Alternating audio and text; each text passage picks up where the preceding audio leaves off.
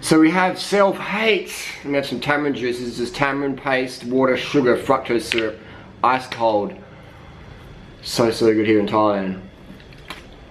Self-hate is what prevents the revolution from happening. Alright? Think about it.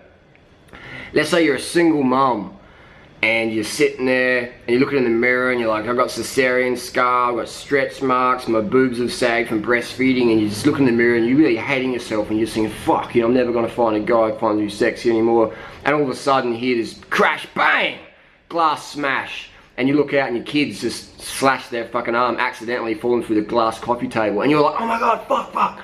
And you're just on the phone, you get in the ambulance. You're not going to stand in the mirror and go, oh my god, I feel, no. All of a sudden that self-hate, boom, is gone, dissolved in the moment, because your focus becomes on a higher purpose of helping your little kid there. You know, so it's all about that focus. What we focus on is how we feel. If you stand in the mirror, why the fuck do people even have mirrors? You should only use a mirror see if you got food on your face, big chunk of mango, and even then people are going to tell you. Hang around people, you don't even need a mirror. Hey bro, you got a whitehead, pop it. Hey, you got some mango on your face, clean it. You know, you don't even need mirrors. You need to hang around people who are your mirrors, who will tell you you got toilet paper stuck to your ass, or your tags hanging out, or whatever. Or you got a big zit, you got a pop. Don't need mirrors. Don't need scales. Alright? These two things invented by who knows God knows what to create this self-hate fueled de-revolution where we disempower people, saying, oh, you're not this way, you blah blah blah blah blah, you don't look this way, like the 18-year-old Photoshop model. All these models are Photoshop. They don't even look like that in real life. You know, they don't even look like that in real life. You can go walk around, I've lived in New York, go walk around New York City and you can just spot who the models are. They're generally 6 foot skinny, but their face is really washed out because they wear so much makeup during the week, and they go makeup free, they look very anemic and pale.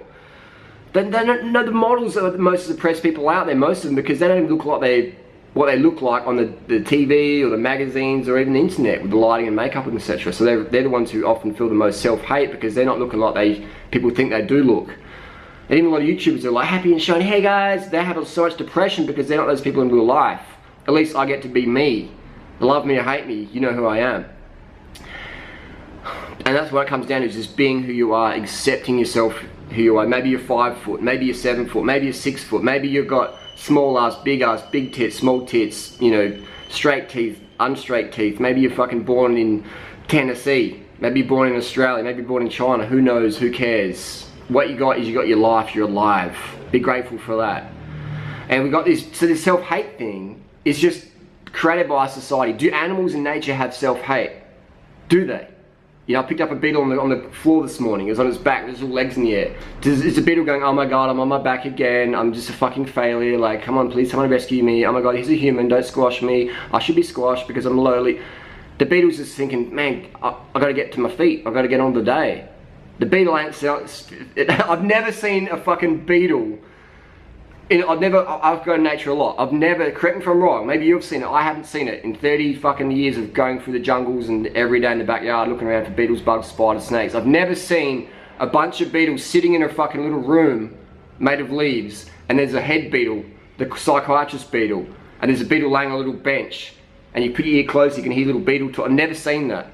I've never seen spiders line up for coaching, self-help. Never seen that. They don't have that because they don't have that society bullshit that's created to keep certain people in power and to keep everyday people disempowered. So there's no revolution. It's about the de-revolution. Want to ride a bike? That's dangerous. Don't do that. Go vegan? No, won't get enough protein.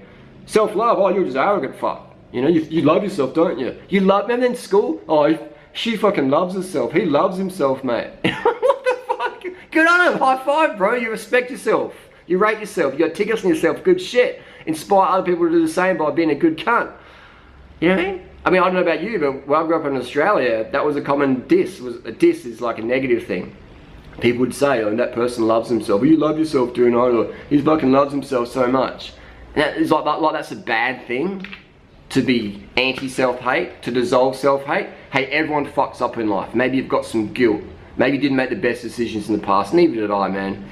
There's no fucking human alive who doesn't make mistakes and has regret. But are you gonna like pack the bags because we're going on a guilt trip every day of your fucking life? Are you gonna do that, man? Come on, that's just bullshit. That's just an excuse you tell yourself every fucking day when you're laying in bed or laying at 2 AM watching the ceiling. That's an excuse you tell yourself to prevent yourself from taking real action. I can't go in another relationship because I might fuck it up. No, that's just a fucking excuse. I can't ride my bike up the door today because, you know, I didn't give him a bet. No, it's just a fucking excuse you tell yourself to prevent yourself taking real action. And when you decide one day just to stop telling yourself bullshit, when you lose your excuses, that's when you're gonna find your fucking results, man. When you lose excuses, you're gonna find your results. When you stop putting up that wall that prevents you from taking real action in life, where you just break it down brick by brick, pebble by pebble, scratch it through with a fucking spoon, break the hole open, kick it through and walk through it. When you decide that happens, and that happens just in the moment, then that's when life starts. So end the guilt trip, end the self-hate, understand it's just society's, call it the Illuminati, call it the New World Order, call it just fucking big marketing, or the rich fucks, the bankers or whatever. Call it whatever you want to call it, but there's people in power who want to stay in power and they want to make you look or feel like shit or whatever, so you don't believe in yourself, that you don't create any revolution. So we just keep this status worshipping, God of public approval thing going on. Think about it. So to get rid of your self-hate, create purpose in your life. How do you find your life purpose? I would recommend going into nature, bring some food, water sufficient for a few days, no mobile phone, maybe just for an emergency then. Just bring your mobile phone, but you're only going to use it for emergency. You're not going to fucking scroll through Facey or check who liked your fucking Instagram feed or whatever. You're not going to, you're not going to look at your ex's photos or fucking be flirting on Tinder with people. You're just going to be pen and paper, and you're going to write down what's important to you in life. And you're going to write what gives you purpose in life, what gives you meaning. And you're not going to fucking leave that forest until it's done. And maybe you can't go in a forest because you got kids, okay, and you can't find them to look after a few days that you trust. Fair enough. What you're going to do is you're going to get a room in a house, a room in your house, and you're going to sit there in darkness with your pen and paper, and maybe your kids are out. You know, maybe they're bashing each other, and you go out and you tell your kids to chill the fuck out, and you go back in the room. You don't leave that room of darkness till you found your life purpose. And your kids might be knocking on the door. I shit myself, Mum, clean my ass. Whatever, you go out, you do that, come back in. Alright? What are you doing, Mum, in there? To find my life purpose. What's that? And yeah, you're educating your kids all of a sudden. So you can have the dark room, you can go out into nature. But you've got to do either. And I've done those. I did that in a waterfall in 2007. And I just realised I'm sitting in the waterfall, just go, what I'm doing with my life, I'm just wasting it. And I just said, I'm not going to leave this waterfall until I find out what I'm really passionate about. And I was actually water fasting at the time. I don't recommend that because it can be quite dangerous and it's unnecessary. But I'm water fasting at this waterfall in Emerald Creek, far north Queensland. I'm just sitting there, laying down, and it was pretty amazing feeling, just laying down for days on end. And eventually I'm just going, man, I'm just wasting time. I've got to be out there on the internet, smashing it out, you know, showing people the vegan athletic way, things like that. And I did that, and that was 2007 is when I really started understanding the importance of social media. And every year I was on social media, I understand more and more and more the importance of being on social media every single day, contributing, and that is the best activism. And when you have that level of purpose in your life, all of a sudden you don't look at your little flaws and regrets and mistakes that much because you're too busy living, you're too busy doing what needs to be done on the planet.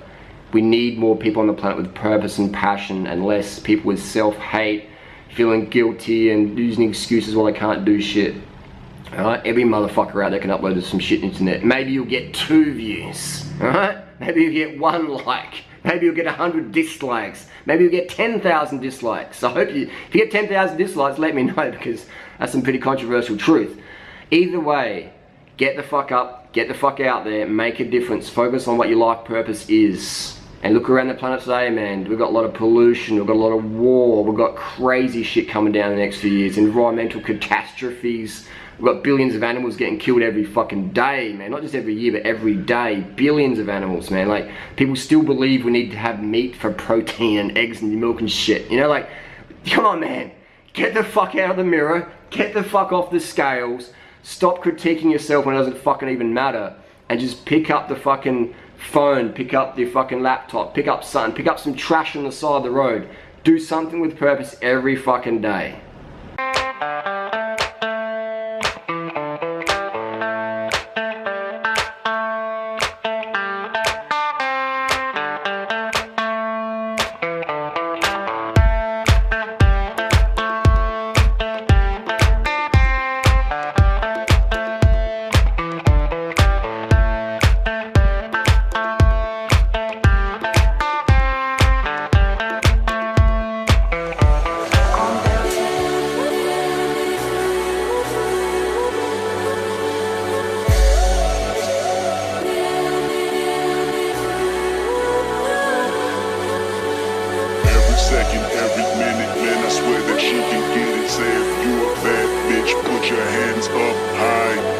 hands up high, tell them dim the lights down, glow.